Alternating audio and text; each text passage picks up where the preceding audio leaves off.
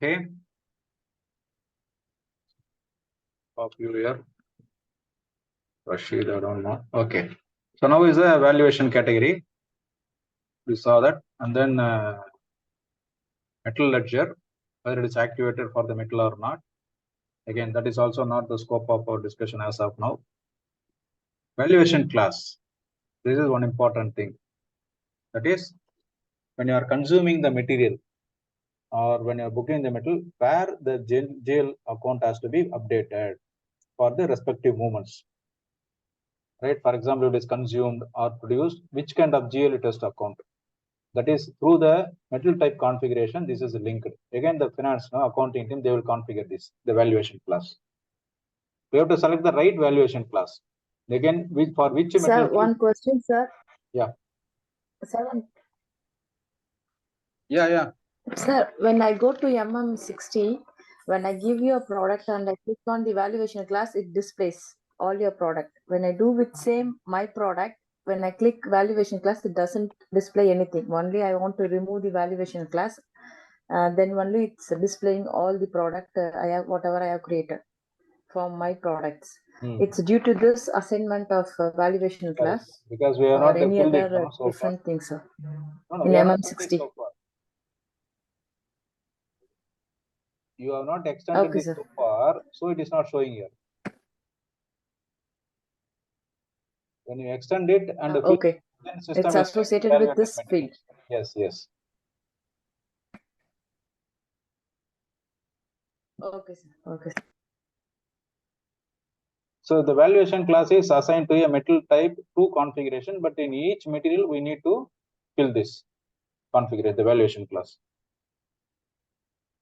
Then price control. This is another important thing. Whether you have to follow standard price or moving average price. So what is the standard price? What is moving average price?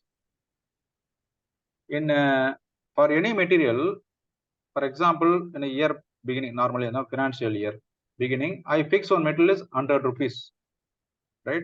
Like INR, sorry, USD, maybe you can take 100 USD is the one metal I'm fixing the price, right? For the full year, I am having this 100 rupees as one.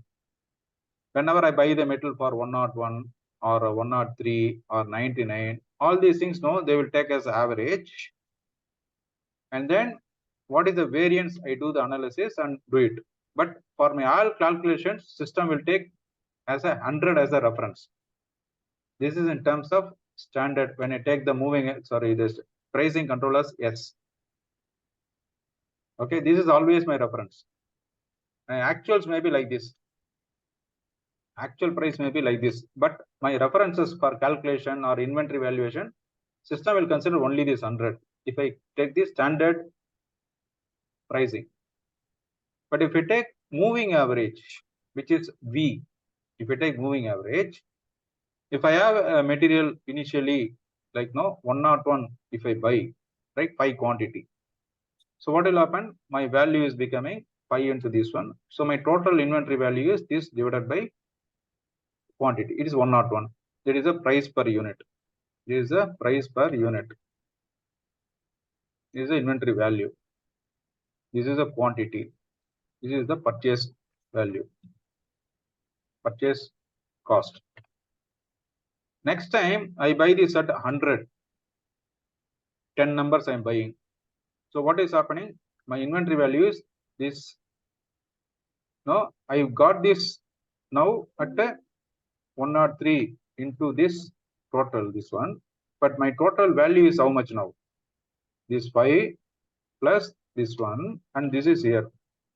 So my inventory is this divided by this. So this is the price now. Are you getting it?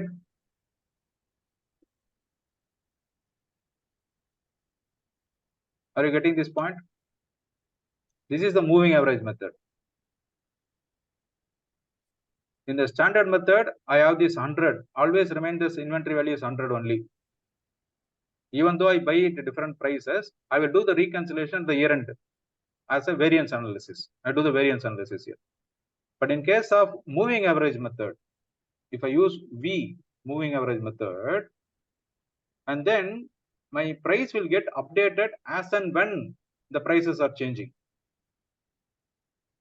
For example, initially I bought 5 numbers with the price of 101. The inventory value is 505. Price per unit is 101. Next time buy another 103, 10 numbers. But so the value I bought is 130. So total inventory is what? Initially I got 5 at this 505. Then 10 at the 5030. So total is 15 and total is 1535. So now the inventory value is 102.33. Are you getting it? Now if I issue this, yes, sir. If I issue this, what is happening? -5.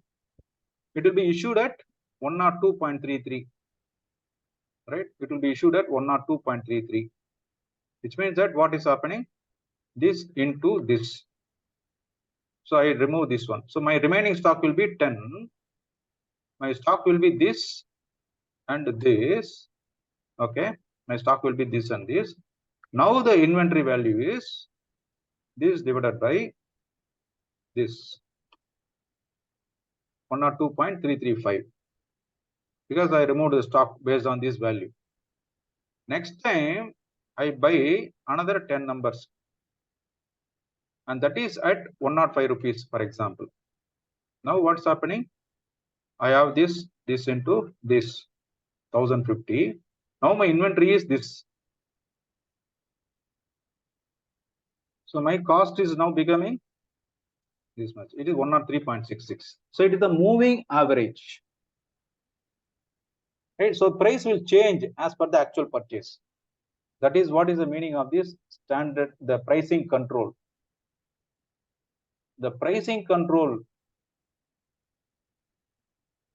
is one which is controlling this. If I use standard price, system will always follow the same price, but actuals I will monitor as a variance. But if put here V, it is a moving average price, I will monitor it. That is the price per unit, whether it is I can put the price per piece also. But here I put the example 1 piece price. But sometimes the screws, nuts, fasteners and all, I cannot define as a 1 piece price because it will be $0.01, $0.001 like that. In those cases, I put this 100 pieces is what is the rate. Then I put the price unit is 100 or 1000. Then put what is the price relevant to this 1000, 100 or 1000. Is it clear? Yes, sir. Now So future it would price. be, so one question, it would be better to have the moving average compared to the average selection, right? Because the moving average gives depends. you. It depends on the organization. We cannot say which is better always. Depends on based on accounting standards, based on their need, what do they want to monitor. So there is no, we cannot say that. We have to understand what is the business, what do they need. Accordingly only we can decide. Okay. So future price is the price where we can enter it so that we'll understand what is going to happen in the price. This is for the reference purpose. Then this is the accounting 2 view where the tax and commercial price details. These fields are used to enter the metal price. These are mostly used in US related. Many other countries they are not used. But this field can be used for some other purposes also, depending on configuration, other things. But now anyhow, we will not be using them. And then if I want to use this inventory as the FIFO or LIFO, last in, first out, this point you can use it here. Then costing view. Costing view is the one where I want to do the costing with the quantity structure. I mean, if I do not want to cost a material, I can use this do not cost indicator. And then with the quantity structure means I want the system to explode the bill of material and do the costing. And then alternate BOM and BOM usage. If I want to use some production BOM, I'm using it for some purpose. For costing, I have to use another BOM. That I can do it here. Cost lot size. Whether I want to do costing for 1 piece or I have to do the costing for 100 pieces. Because sometimes, right, there are some components which I'm using. It may be varying. I may be using in 1 kg, right? I'm using some items size 1 kg, some items as 0.005 grams. So then those things I put, if I put reference for 1 kg, it will not be practical. So I have to define the costing lot size as 100 lot size. Then my costing accuracy may improve. Because costing is involving not only the materials, but also overheads also. So if I do a bigger lot size, if I get more accuracy in costing, I can go for bigger lot size. It depends on that, I can define it. And then here I am seeing here, what are all the standard costs which are calculated? What is the current standard cost? What is the future standard cost? What will be the previous standard cost? Those things will come here, right? And then planned prices. If I want to have the planned price, right? For example, Metal Master, I want to update the prices so that I want to use them in the future. I can update them here, right? So these are the accounting and costing views. Again, accounting and costing views, these are all governed by this FICO consultants or accounting team. But what you need to understand, especially the pricing control, how the pricing control is working. That is one thing. Second thing is, for costing purpose, what is the BOM getting used for this purpose? What is the lot size which is used? For standard cost, the BOM and routing are the inputs which are coming from you, whether they are maintained properly or not. These are the main things you have to consider in this accounting and costing view. Okay, right. So you have any specific other questions to discuss?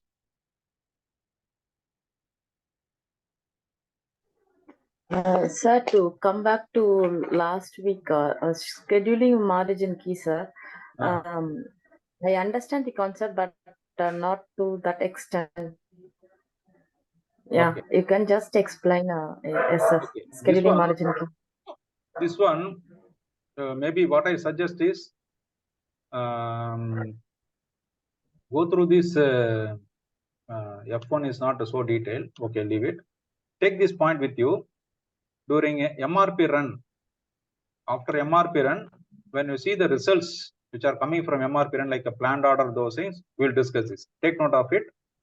During MRP evaluation, we'll come back to this and discuss, because all these parameters what you use in MRP views, that is what main focus of this course, how to use these MRP views properly for planning.